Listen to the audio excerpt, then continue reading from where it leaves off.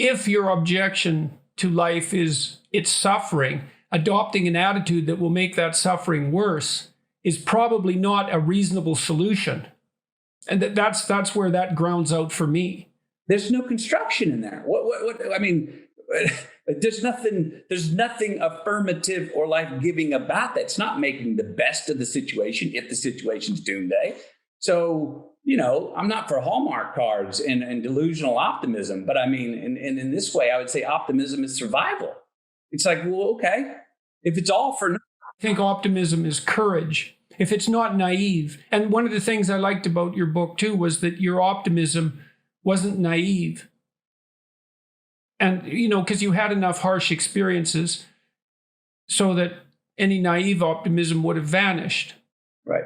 Even the way you grew up. I mean, it wasn't traumatic, but it had its harshness about it. Sure. Yeah, it was immediate. It was physical. The same hands that hugged or the same hands that could harm. Yes, and there was also very little sign of, and maybe no sign of bitterness about that. And no sign, I didn't think of any excuses for it either. Like when you portrayed your father, like you said, he was a man who could hug and hit, and both of them were meant. And they weren't casual. I never got the impression from your book that your father's actions were casual. His physical altercations with you and your brothers. It's a different ethos.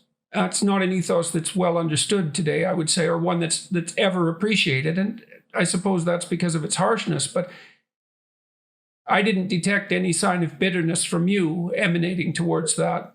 No, and I have none. While I choose to maybe give consequences to my children in different ways than my father and mother did, there was absolutely no casualness to why and when he did punish us. None. I talk about in there, the values that were instilled even by the antonyms of the words that we got in trouble for saying. To get my first butt whooping for saying I can't. Oh, geez. Okay. The thought of can't brings pain. Oh, don't think can't. Okay. You can have trouble. There's a difference. And to say the second butt whooping for saying I hate you to my brother. I didn't know what the hell I hate you meant. I heard it from older kids at school, and I thought it might be cool to throw it out there. I hate you. Well, that was at my own birthday party. My mom stopped the whole party and said, "What'd you say? You don't ever tell your brother anyone you hate them." Bent me over right there, embarrassed the heck out of me. Again, the next one for lying. So what do I learn out of those? Don't say I can't, don't hate, don't lie. Boy, when I did those, I felt pain. So what are the antonyms of those? Love instead of hate. Understand you're having trouble, but don't believe you can't. And tell the truth, don't lie. Those are three great values. He was preparing me for, you're going to need this in life. It was also the time when I called him to tell him I want to go to film school instead of law school. And he tells me, yeah, that was a striking story. And you know what happened? I've realized now, many years later, I think what happened in that moment is he heard, and that conversation lasted 25 seconds. Pop, what do you got, little buddy? Don't want to go to law school, want to go to film school. You sure that's what you want to do? Yes, sir. Beep, beep, beep, beep, beep. Well, don't half-ass it.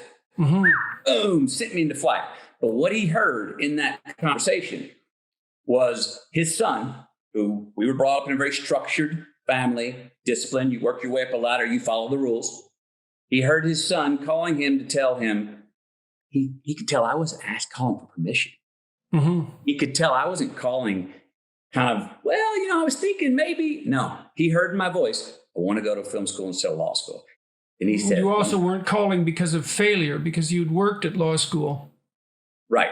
But he heard that I was not bluffing. I was not really calling to ask his permission. And in that moment, I think he heard what all parents want to hear.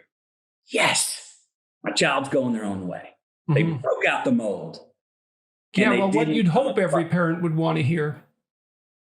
I hope so, but you know what I mean? Yeah. You can't come. I had plenty of times before that I asked him for things where I was bluffing, and he could tell.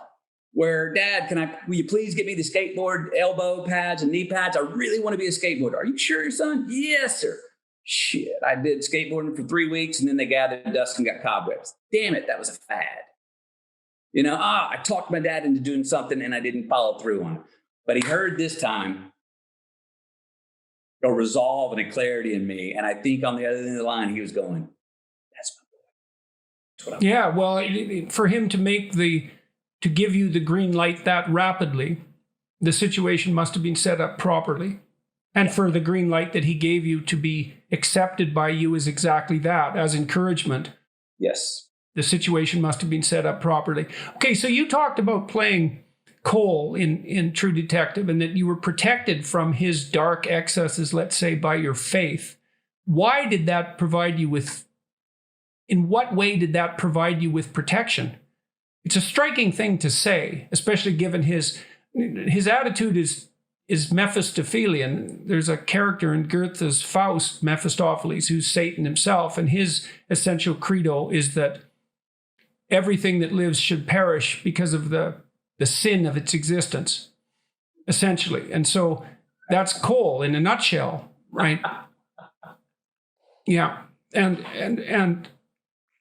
it's a logically tenable argument, but it's one that needs to be rejected holistically. I shouldn't use that word. I hate that word, but you don't reject that argument rationally because it's a rationally tenable argument. You have to reject it with your whole being instead and say, well, despite this, I'm going to live and I'm going to try to live in an appropriate manner. Yes. But you said your faith protected you from Cole. Well, it was one of the things that allowed me to fully go into Cole and fully believe Cole and get down and live it and look at the world through that lens. Right. I had already had a few year run of my life where I was quite agnostic. My agnosticism was not about trying to prove the disbelief of God's existence. My agnosticism was about me going, you sure have been letting yourself off the hook, McConaughey, Mr. Fatalist. Oh, I'll forgive you again because you're being a repeat offender and I'm kind of tired of it. Put your damn hands on the wheel, man. Talking to myself. You're driving here and quit going to this, I can pray and be forgiven, but you're repeat offending. Cut it out. I had gone through a few years earlier in my life of agnosticism where I was not so much trying to prove a non-existence of God as I was trying to have more self-reliance and self-determination on myself because I'd been letting myself off the hook. Do you ever read the fine print that appears when you start browsing in incognito mode? It says that your activity might still be visible to your employer, your school, or your internet service provider.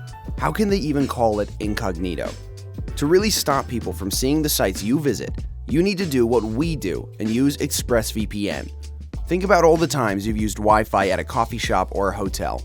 Without ExpressVPN, every site you visit could be logged by the admin of that network, and that's still true even when you're in incognito mode. Your home internet provider can also see and record your browsing data, and in the US, they're legally allowed to sell that data to advertisers.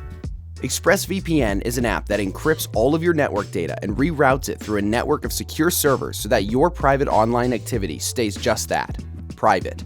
ExpressVPN works on all of your devices and is super easy to use. The app has one button. You tap it to connect, and your browsing activity is secure from prying eyes. Stop letting strangers invade your online privacy by visiting expressvpn.com/JordanYT. That's expressvpn.com/JordanYT and get 3 extra months free. expressvpn.com/JordanYT. And how was that related to the agnosticism, do you think? Because you put those together in the way that you're relating this story. Well, I needed to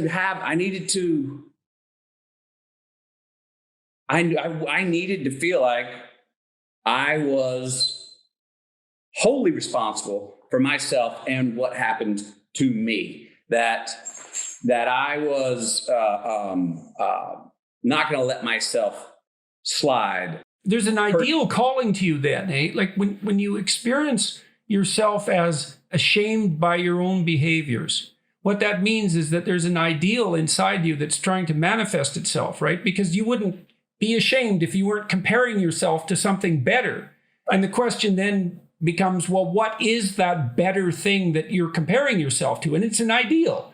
And then the question becomes, well, what is the ideal? And that's the sort of fleshing out what that ideal is that's the function of religious thinking. And so that's why I was interested in your comment about agnosticism. In Revelation, in the book of Revelation, Christ comes back as a judge. Even though he's a figure of mercy, let's say, he comes back as a judge. And the reason for that, this is from Carl Jung, the reason for that is that any ideal is a judge. And so if you posit the highest ideal, then you put yourself in a position where you're judged. And that's when your conscience tortures you. And so you can discover your ideal that way by having a dialogue with your conscience and say, well, I'm not living up to who I should be. Well, who should that be? Like, where does that figure come from? Well, that's a great mystery, that it's the higher form of being that you're capable of manifesting that's calling to you. And let me say this, it was a version of when my mortal father died. I write about this, about being less impressed and more involved. I sobered up. It was time to become a man. It was time to quit relying on the fact that I knew he had my back. He was above government, above law. If I really got in a pickle, he had my back. And now he's physically gone. So this was, I'm going to discard my spiritual father and say, no, we're racing to the red light, buddy. That's all it is. So what are you doing while it's here? There's one play and you go until you die and that's it. So what are you going to do? Don't be let yourself off the hook thinking, well, there may be life after this. Stop it. So that's what I'd gone through that. My feeling come out of that and I didn't feel this till later because I allowed myself to stay in the midst of being really scared of, oh my gosh, am I going to get struck by lightning here? Was that my God was going, thank you. Yes. Wish more of us would put our hands on the wheel.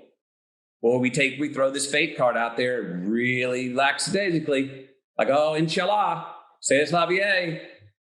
I believe, well, okay, if that's it, then ride around and run all the red lights. Get your damn hands on the wheel. Yes, you are supposed to be self-determining. So that got me and woke me up and sobered me up into that position.